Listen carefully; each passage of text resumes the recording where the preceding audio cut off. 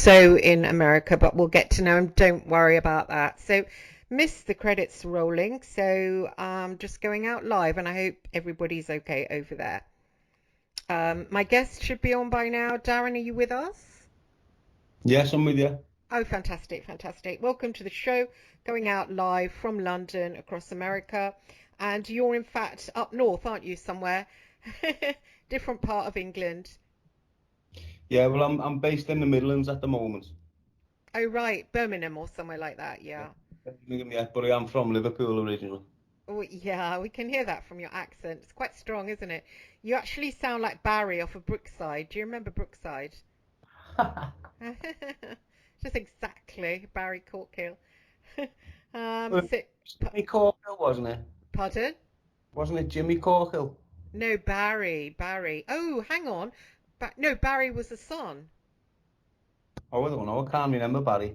Oh, I can. Yeah, Barry was the son, and yeah, Jimmy was the husband. I sound a lot like Paul McCartney, other people say. Oh, do you think so? I just get Barry Corkill from Brookside, really strong. So it's interesting.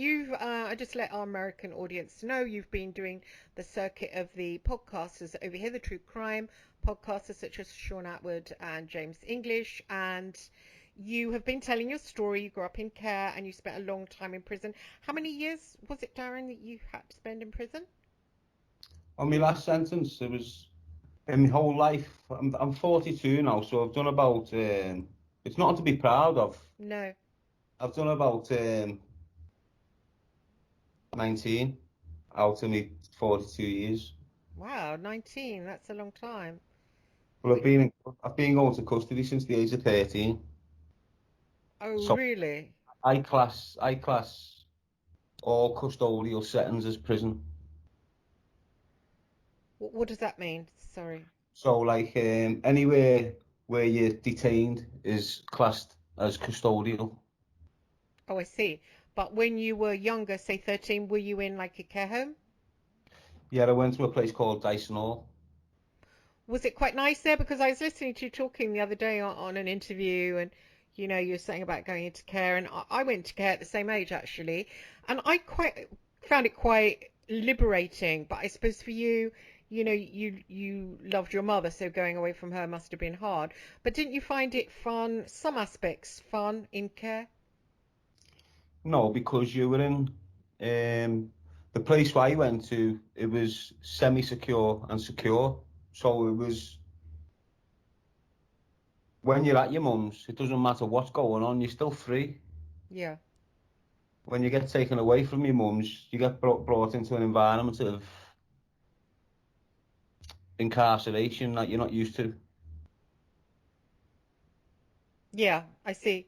For me, it felt different because my adopted parents were quite, it was like a concentration camp. So when I went into care, although there was the rules and regulations, I felt a strong sense of liberation, a strong sense of, and meeting the other kids that I found quite wild, I found it all very exciting to be in care, actually, personally. Well, it depends what your home setup's like, innit? Yeah. Uh-huh. Well, in our home environment, it was a good and bad situation. So the dad was bad and the mum was good. Hmm. Hmm.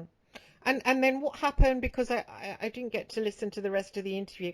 What happened after care? You came out at 18, didn't you? Which they tend to just lob you out, don't they? Oh, you're Yes. 18, goodbye. What happens is you go through the care system. The majority of us, before we leave at the age of 16, from 16 you go into the hostel system. So Yes, that's right. Yeah. you end up mixing with like a lot older people and you become a bit more independent. But for the majority of us, before the end of 16, we end up in the YOI system. And that's what happened with me. What does the YOI mean? Young offence institutions. Oh, right, like Feltham. Yeah. Is that where you went, or you went somewhere else? No, when I was going to the young offender, I was going to places like Warrington House, Old Course, Brinsford, Uh, I went to all of them, to be honest. Hindley, I remember Stoke. there was one called the Send. Do you remember that one? I never got there. Was that the boat? I don't know. A lot of our boys from care went to Send. Yeah, I never went there. I stayed up north. Oh, right, right. You're from down south, aren't you? Yes, London. So it's just like the way it is now. You'll have different catchment areas, for different children. It's a lot Yes. worse now. When we were going into care, it was bad, but now the amount of children getting pulled into care for whatever reasons is too much. I know, yeah, it's bad, isn't it? So what happened after young offenders? Then when did the big Well, before you leave the hands of social services, which is normally 16, they put you into the hostel. As I was saying before, you end up into the prison system. I went into the prison system at just turning 15, and I got 15 months detained. what was So that for? that was for so two bigger lads have come at me, and I've hit one of them with a bottle. Right. Got arrested for a section 18. Got it dropped to the 20. Now bear in mind it's my first ever offence. Hmm. First time really in trouble with the police. I was just turning 15, and then I go into prison for 15 months detained. So from 15 to 16 and a half, I'm travelling through the young offenders institutions. Hmm. And then I get out of there just before the age of 17, and then I'm just left to my own devices, really. Hmm. End up going back to my mum's. When did the big sentence happen? Before the big, so I had a load of little sentences in between. So years ago, you couldn't when you got arrested, you needed a witness to stand up in court. Otherwise, you were just getting acquitted. Right. So in mine and Danny's lives, Danny's my younger brother. Right. In our lives, we'd get arrested in January, sit in custody till May, and then get acquitted, and then be out for a month, and then get arrested, sit in court for 4 months, acquitted. So from the age of what? I think he had three birthdays out from like the age of 17 till I got my big sentence at the age of 24. What was that for?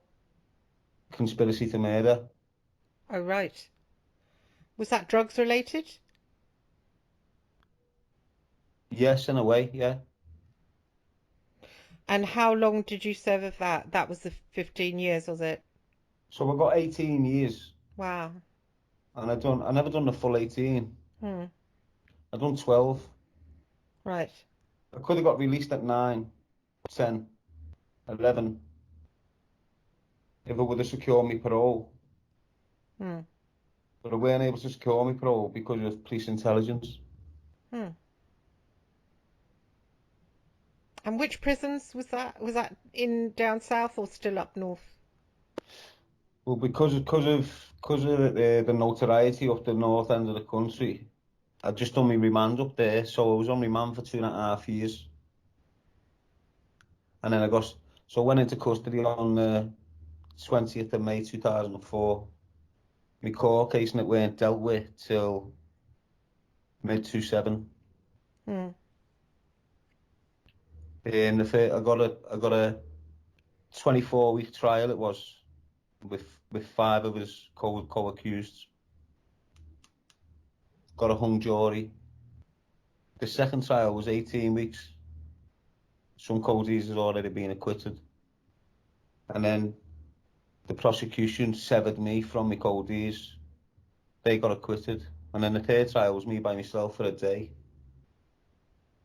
So when I got sentenced, then they applied to get me cat aid, which is put into high security establishments. Hmm. But the government refused. So from there, I just travelled through the Cat B trainers. That means like the B category.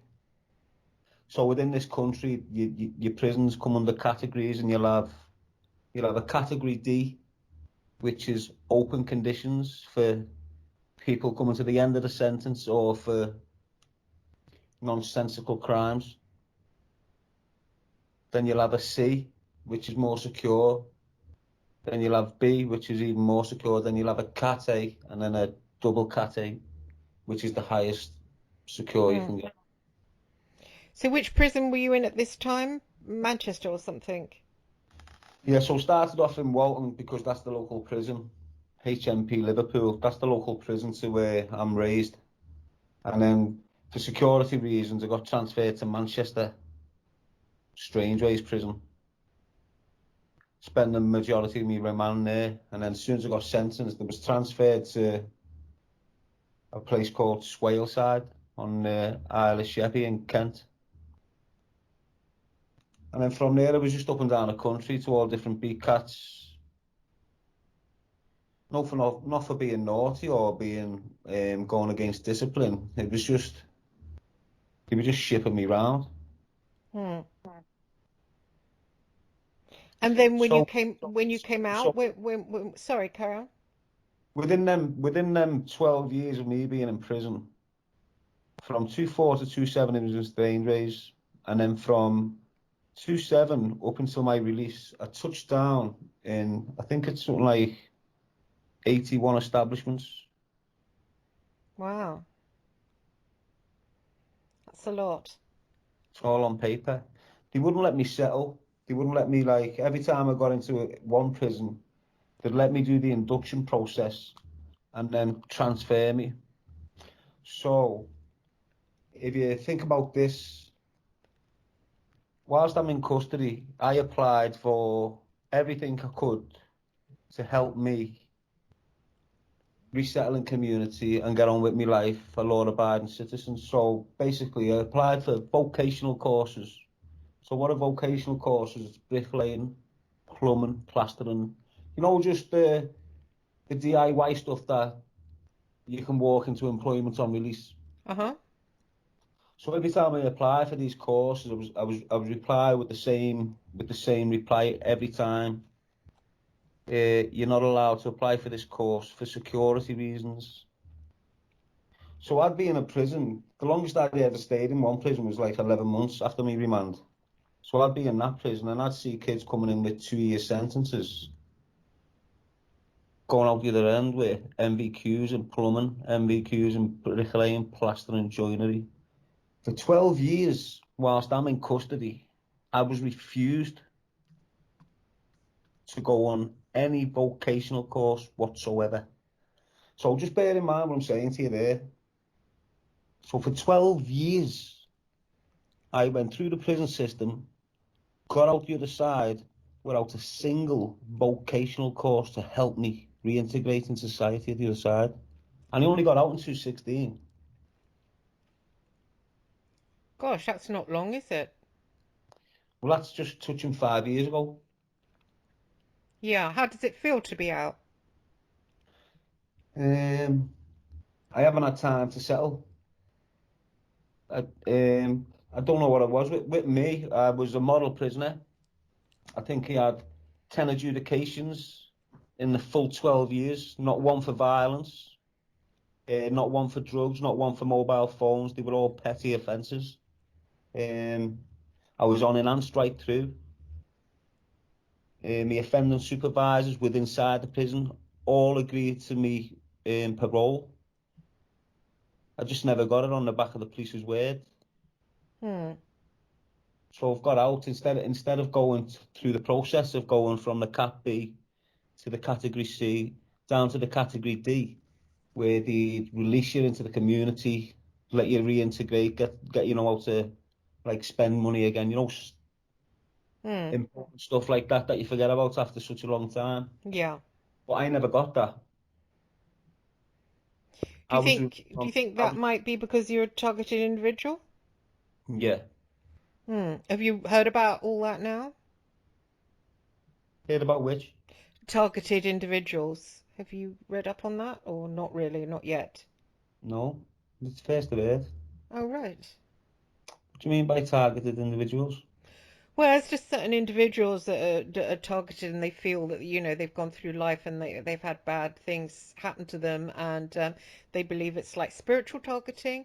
Some of them believe other things, but mostly, I mean, my version of it would be like spiritual targeting. Like somebody might come in, get born, and they might have a lot of power, and they'd be a threat if they kind of develop normally, and so they get put into bad sort of situations, and then they get kind of targeted, spiritually targeted, so they end up finding life difficult, whereas they should have really found it easy. Well, I don't know why we was targeted, but we was Hmm. from an young age. So our family was destroyed by Merseyside Police and the Social Services Department. Hmm. We ended up getting abused by a police officer, or a police officer was very intricate in the process. Oh, really? That's horrible. Well, that's when our lives started going to bits.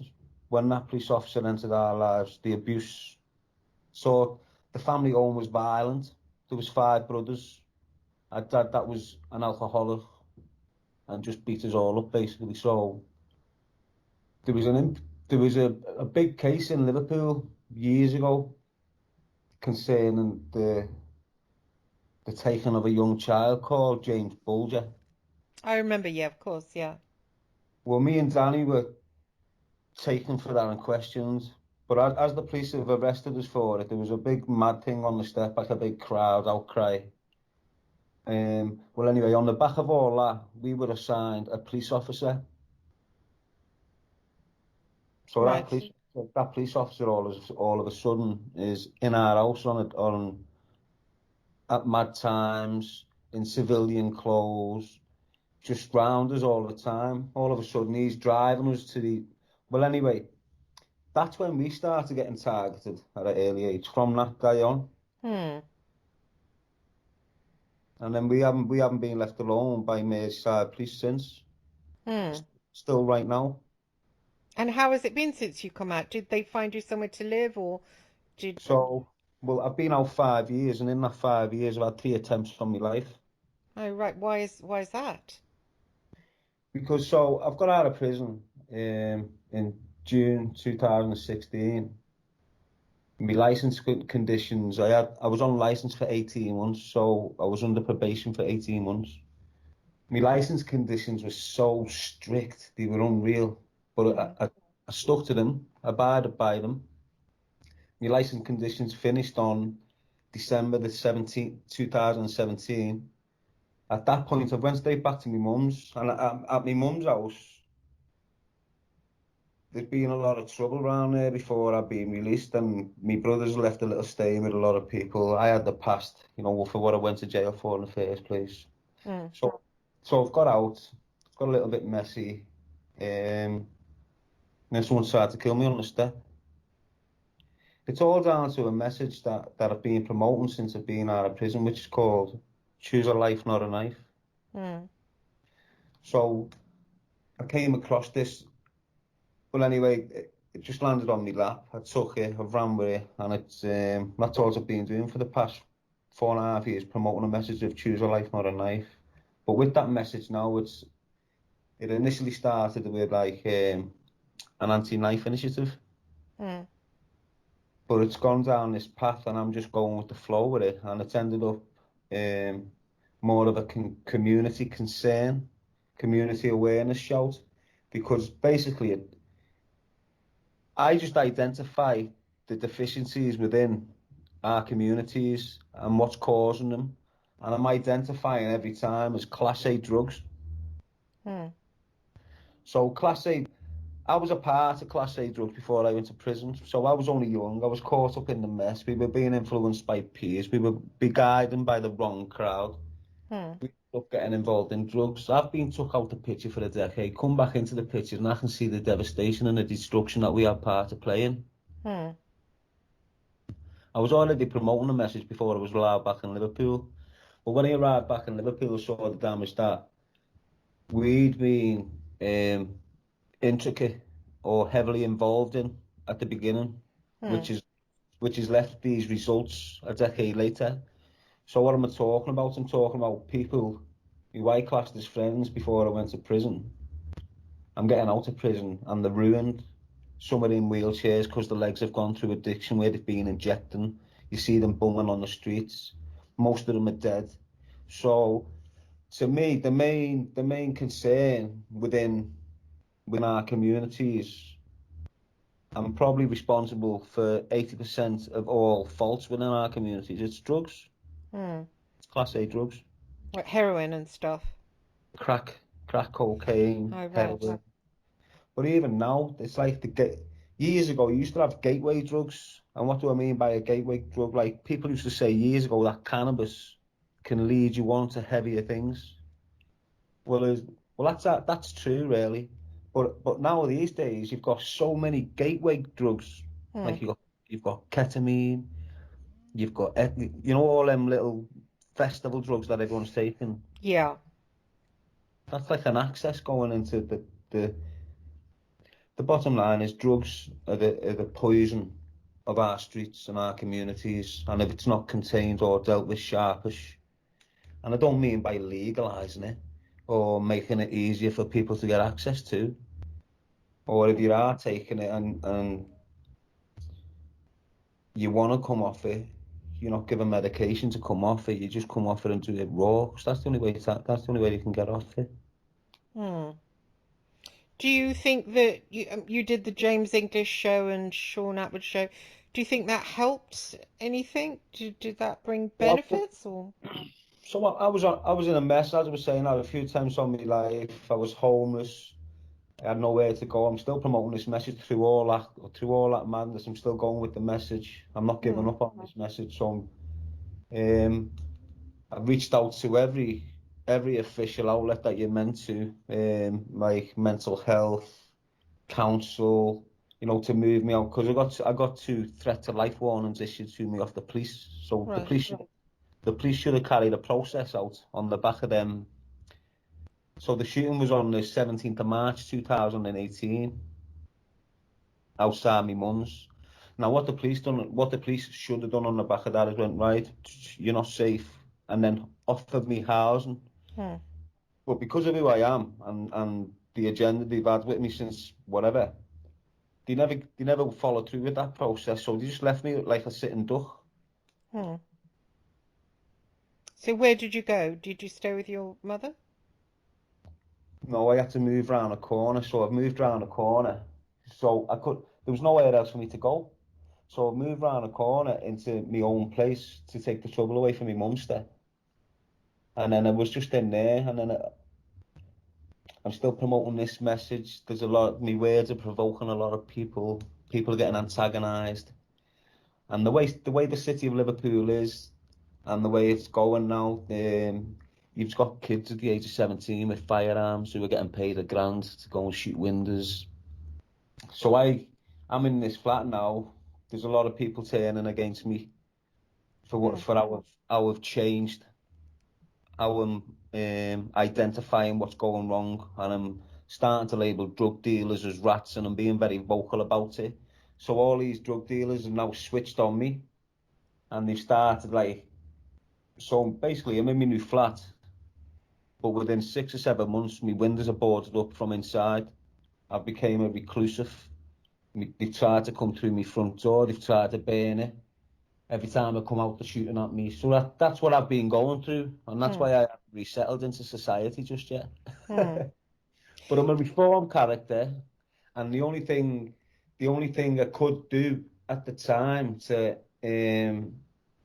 cry out and reach out to other people other than the ones I'd already done. Because when you're in Liverpool, you're just in Liverpool. You don't really see outside of Liverpool. You haven't really got the opportunity to get out of Liverpool. Hmm. But when there's no one helping you in Liverpool, don't forget I sacrificed a lot of people. When I changed my life, a lot of old associates got left, family members got cut off. So I was alone. I was very alone. So the only place I could go was on the James English podcast. Hmm. Oh, did you contact him? Well, no, I was getting a bit of a name before that, and he contacted me Right. before, and I weren't looking for that fame stuff. There was a lot of stuff going on, and I couldn't trust no one, so we just got told no. Hmm. But then a few months later, I recontacted them, and I thought this is the only way I'm going to get out. So I just went out there, give a real account of how I was feeling and what I've been thinking of for the past couple of years, and that's when another transition within my life started from that podcast. I realised that there was people that cared, there was people that was willing to help me, because it was like I was put into it's like the license conditions that I got placed under. They put me in they made me antisocial. Hmm. Of course, yeah. So I was coming out of prison pro-social, but Hmm. then the minute I stepped out of prison, that's when the hard part started. Hmm. So for any other individual, they're getting released after a long term prison, they're getting released. They go into a cat D, they get released in the community, they end up going home. With me, the day before my release, I'm still in a cat B, security reasons. They won't tell me, I've got to go through the Data Protection Act to get this information. The day before I'm released in 2016, I'm in Forest Bank. That's a private run prison in Manchester, on the outskirts of Manchester, cat B prison. I've gone there for my local release. So everything's boxed. I'm due to get out on the 21st. The day before, the wing gets locked down.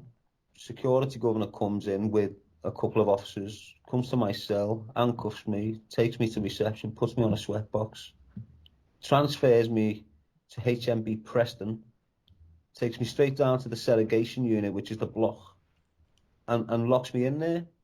They don't give me a phone call. They don't give me no. So I don't know what's going on. The next morning, 6 o'clock, my door opens. I get took to reception, and there's 3 police officers waiting there. Now I'm MAPA 3 Tier 4 at this point. MAPA 3 Tier 4, it's like the highest risk. There's only 2% of offenders who were on this category who was on this category at that time, Hmm. and the majority were terrorists. So I've got to reception, and there's 3 officers there, and they place a GPS tracker Hmm. on my ankle. Now, I was the first one to get it tested in the country. I don't know if anyone else has had it on them, but they put this on my ankle. It was the size of like, I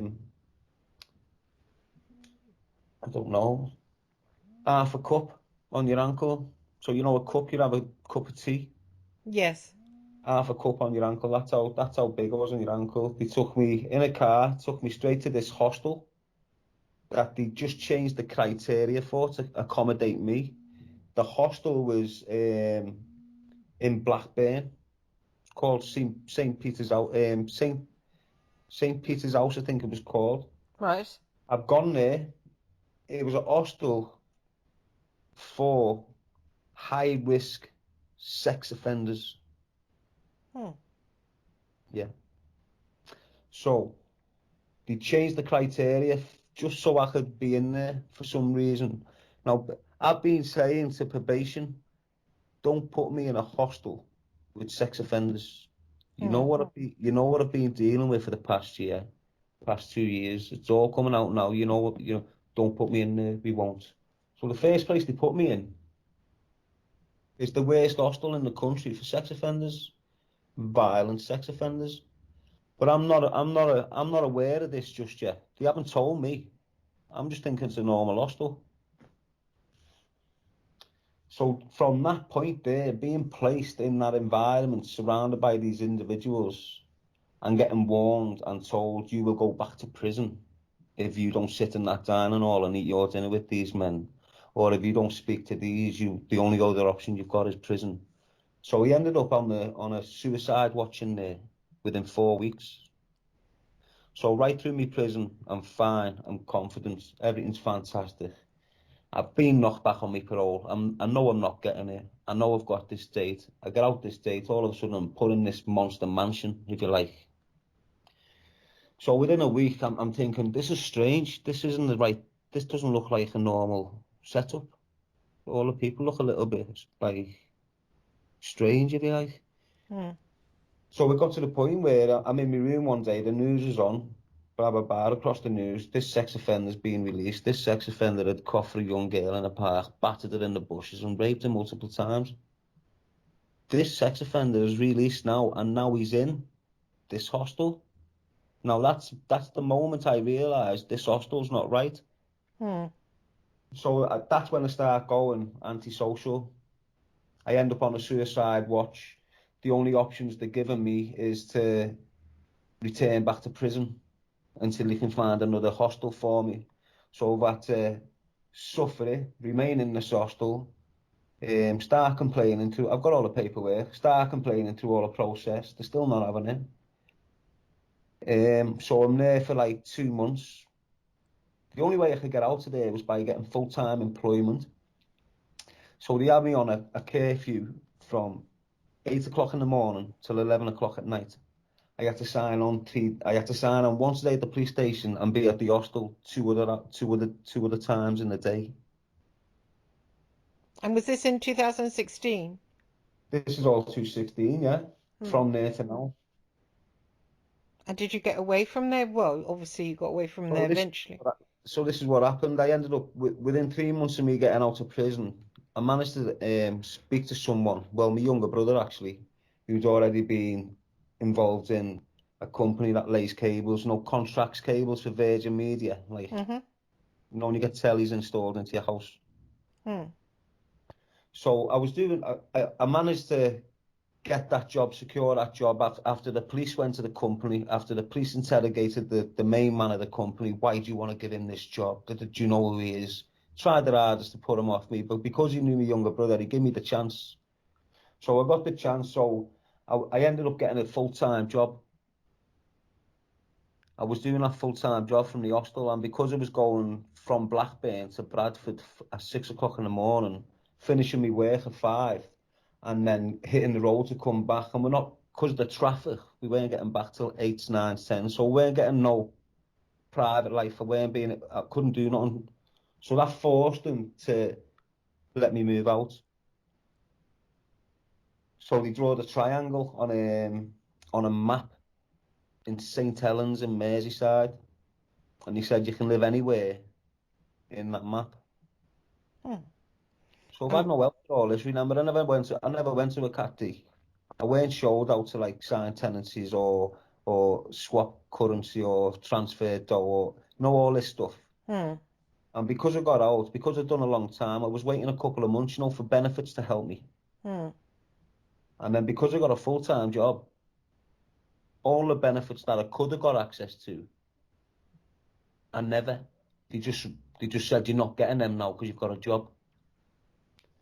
So I go into this St. Helens. I managed to go through Gumtree and all that. Find myself a house. They never helped me with none of this. Find myself a house. I'm still on license as well. Find myself a house. Um, Pay the deposit. Get in there. Start furnishing. Everything's going nice. I'm working. The work dries up. I get laid off. So it just causes madness for me. Hmm. That's where Choose a Life, Not a Knife came in that house. I was about to do myself in that house, basically. And my phone, before I was going to do myself in that house, I'd been looking at suicide awareness things, on little sites like that. So where I've been scrolling, while I'm basically going to do myself, got the knife ready and all that, and then bing on my phone, Choose a Life, Not a Knife pops up.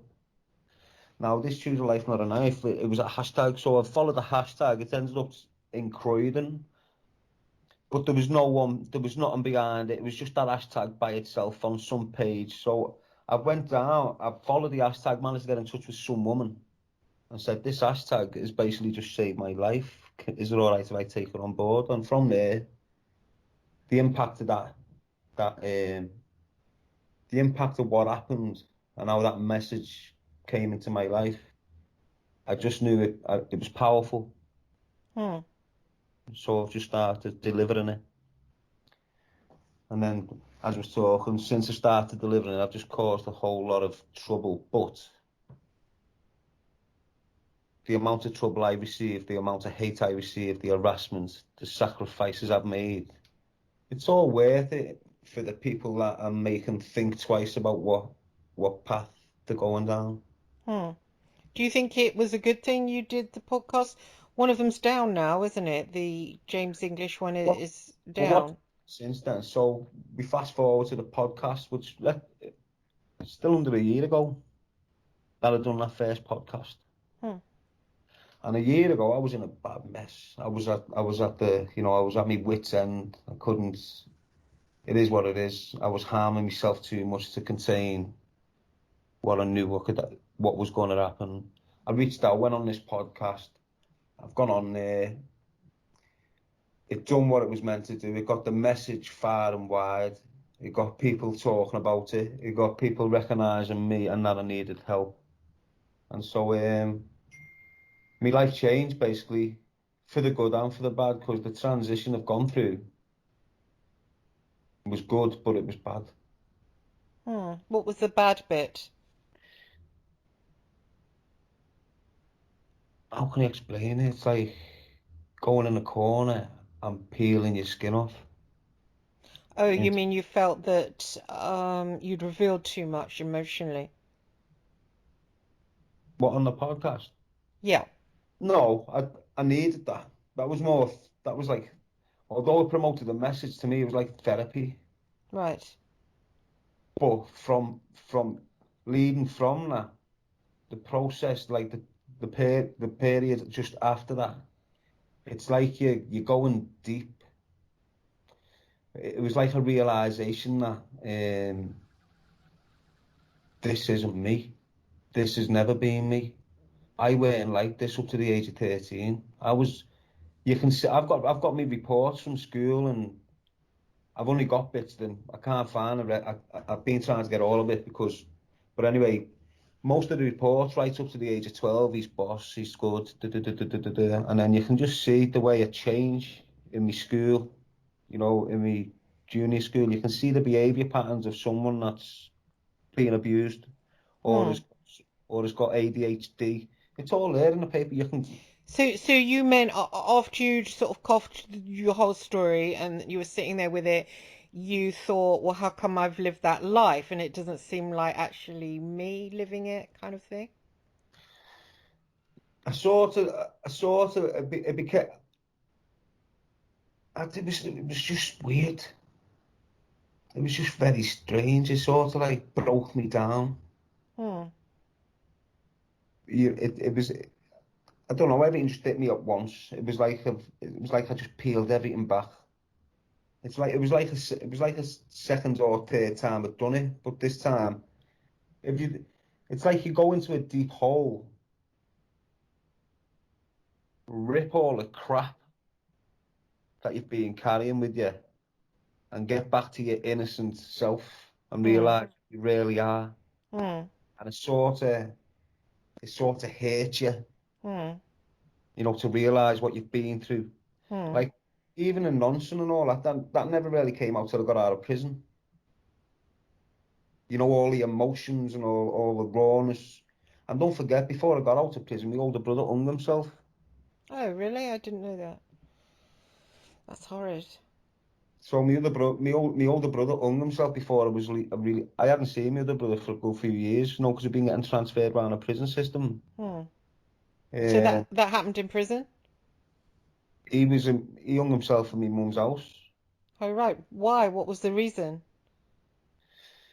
There was a few reasons really. Well, years ago when I was a kid, I believe he was getting abused years ago because he tried to kill himself years ago. And when I was a child, his mates got in touch with me and said, "I'm worried about your Billy." So we went round to his house. The blinds are shut. I've looked through the letterbox and he's lying there with a gun in his hand and blood pouring out the side of his head. Hmm. So I think I'm 14 or 15. So we've kicked the door in and he's done himself in the head. He's just shaking. He's mumbling. He shot himself with a catalyzer gun. Do you know what that is? No. Well, years ago, he was working. When all the cars got a disease, they got that BSE, was it? Oh, yes, yes. And they were just killing all the cars, weren't they? And stacking Yeah. them, then burning them. Hmm. Well, my brother worked as one of them. So for his Right. work, for his work, he had it like it was a handgun with a bolt. So it didn't fire bullets; it fired a bolt out. into the head of the cow, kill it instantly. Do you understand what I mean? So he used that on himself. Yeah, so he shot himself in the head with that. Well, But that anyway, must I have been picked his awful. door and we found him. Got on the phone, rang the ambulance. The ambulance has turned up. It sat at the bottom of the street for half an hour because they can't come to the house because there's a firearms used, and the police have got to attend before the ambulance staff can get in there. So we sat there waiting for 40 minutes for the police to come and do the checks. The police too turn up, but they sat down at the bottom of the road for 15 minutes. It's like they want him to die, you're honest. So eventually I just throw him, I try and carry him out into his girlfriend's, into his child's mum's car. And then that's when they come up, take him to hospital. He's in a coma for like 4 or 5 months. Um, but he survives. But he survives with the worst form of epilepsy. Right. What is he like now? But he's dead now. Oh, he's dead now. All right. That was years ago. That was the first attempt he'd done on himself. And then he did it again. And then he hung himself then Oh, right. in my mum's house. How does she feel about all this? Is she still alive? Well, it's just all messy. Mm. Because Jordan is sexual offending towards me and my brother, including Billy possibly. We don't know well, that's why it all came to light. But well, anyway, she's been lying to us for years about this Uncle Danny, and it was this Uncle Danny that was abusing us. So when I got out of custody, I've had these questions that I've been keeping in for a long time. No, when you got outside, you can't really deal with the stuff that's gone on in your life because the environment you're in. When you go Mm. into custody, you've got time to think about yourself and, gather your thoughts and what you've been through. So we had questions about Uncle Danny and the experience he had when he was a kid. And she'd always said it was Uncle Danny, Uncle Danny, da da da da. So I've got out and went, who's Uncle Danny? And she's changed the story a few times in a few months. So the relationship's broke with me mum for that reason. Right. Is the Uncle Danny character still alive too? So this is what's gone on. I've mentioned the police officer before, so it's come to the point where I can't handle this now. I can't take it. It's proper eating me up now. It's the only. I just it's proper making me depressed. Knowing the fact that I've been abused. Hmm. So I want some sort of. Um, so anyway, I've got out of custody. When I was in custody, I was sending documents to my mum's. My mum had put the documents in a loft. So when I got out of custody, I've gone in the loft to find these documents. Next to my documents, there's been a box. In that box, there's a photograph of me and social services reports. So as soon as I see that photograph, straight away, it brings me right back to the incident where they've been where they've been answering me. Hmm. Because in this incident, it was around Christmas time. We'd been took out in the car by my dad and my uncle. We got took to this big country place, and Uncle Danny's there in this a big mad country house. This Uncle Danny, he came into our lives. He just popped up into our house, and he had £50 notes, and we'd never seen stuff like this. So this is years and years ago. So £50 notes was proper rare back then. So he was a big man in a suit, smoked cigars, baldy head. So anyways, we've gone to this place, and this place was it was like an old courtroom. It wasn't a courtroom, but it had the same sort of furnishings, like big wooden things round the walls, big furniture, like big ashtrays, no storm, like a big office type thing. Hmm. So this photo brought me straight back to the situation, and I remember it all, and I kept on putting it on my mum. So what's gone on here, and what did and I could see she's lying. Hmm. So I came to a climax one day where I've just rang the police on her, made a full statement, made a full allegation against the people who was involved, including the police officer and whoever else. They took me down to Halewood It's a suite for this type of people, victims. I've Hmm. I've gone there, done a full interview. I was in bits off it. I've come out of there 3 months later. The police have got back in touch with me. Everyone involved in the case besides your mum is now dead. Right. But the policeman's not dead because it's come out nearly 8 months later that he's alive and kicking in Crosby, in Merseyside. Hmm. So I'm just in the process of seeing what I can do about going, well, hang on, you have told me the investigation's closed because that police officer is dead. Hmm. And it's not. So what do you think you'll do with your life moving forward? I mean, what plans have you got? Positive plans? Well, the only thing I've got really going for me personally is I've got a child on the way. Hmm. Through all this mad stuff that's been going on, it's all there. It's all, it's. I'm not talking poo here. It's all factual. I've just come out. Hmm. Uh, Through all that madness I've just gone through since the podcast, I've now got a child who's due in 8 weeks. Wow, that's awesome. I've right through all that madness, I've been behaving like a stepdad to my girlfriend's 3 children as well. So I've just got to. It's impossible for me to get employment due to who I am now and how I'm delivering this message and how I'm trying to provoke the thoughts in the youth's mind to change that way of thinking. Hmm. Come away from the system, stay Hmm. away from the hands of the law. It's Are you thinking of writing a book? So somebody told me.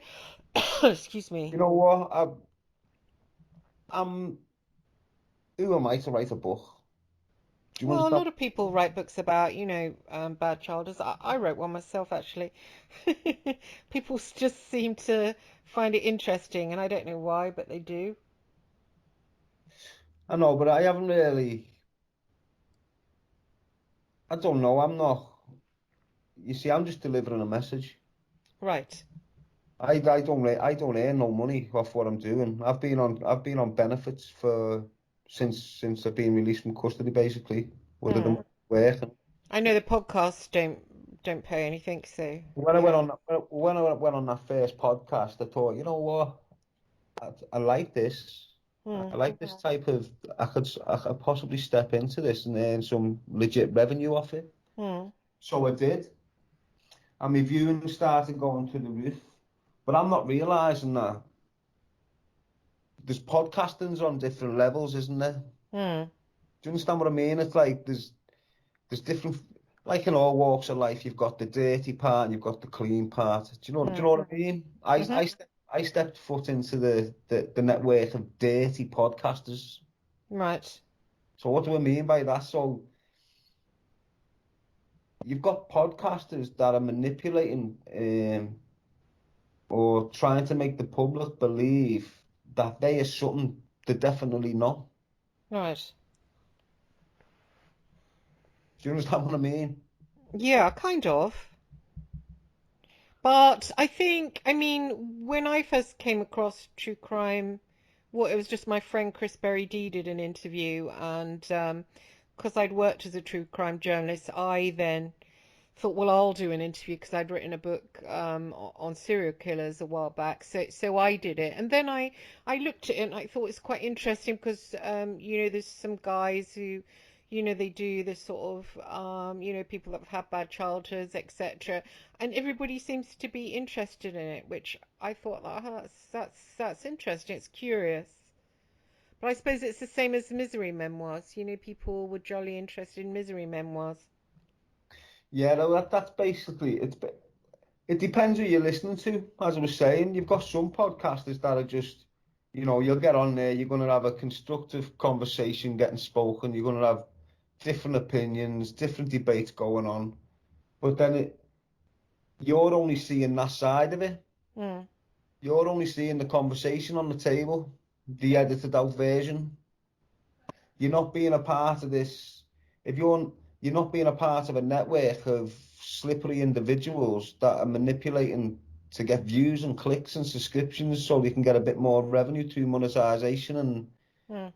Do you understand what I mean? And Yeah. if you become a threat to them, they sabotage everything you're doing just so they can get to this level of um, public identification, if you like. No So fame. yeah. So did you start your own channel? Yeah, so this is what's happened. I've done the James English podcast. I've thought, you know what, I can do that. I can probably do it better than him. He went, why don't you try it? I said, I will try it. I'm going to. He went, well, we'll start sending your clients, the people I've interviewed, I'll send them on. I said, no, I don't want to concentrate on true crime. Hmm. I want to listen to I want to community concerns and stuff like that. So I just started interviewing kids who could go to prison, or the mums who I was interviewing a different clientele than what they was. I didn't Hmm. want to be mixing with ex-criminals who's trying to set a GoFundMe up to make Hmm. money as if they're Hmm. changed. I didn't want to mix with criminals basically. So So we what started. happened to your show? Is it still out there or not? You're not doing it anymore. Hello? What's happened? What's happened? Hello?